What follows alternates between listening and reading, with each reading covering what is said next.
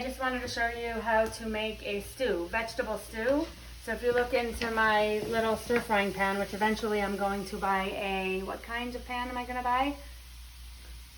A ceramic pan, because I always forget, and I haven't found a really good one yet. I'm not using any oil. I started with onion, sweet onion, and a regular onion, and then I have celery, carrots, and bell pepper in here. I'm about to put mushrooms that I'm going to cut in half, and then I'm steaming potatoes, and I always steam potatoes for the week, okay, because there's a lot of things that you could do with steamed potatoes, and so it's always good to have on hand. So now I'm going to add, to make this flavorful, I'm going to add thyme, fresh thyme. I'm going to add fresh garlic.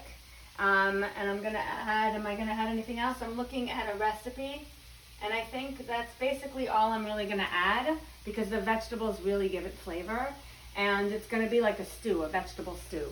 So there is a way to cook without oil that is delicious. And it doesn't take a lot of time.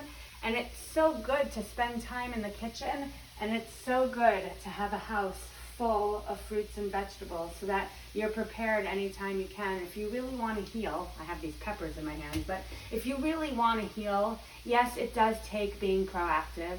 Yes, it does take chopping your own vegetables. I know it's easy to go to the market and pick things up, but when you buy things at the market, they add all kinds of nonsense in there, for lack of a term that I prefer not to use on this video, and that is what is making us sicker. So eat fresh fruits and vegetables. It's so good for you. Make it a great day.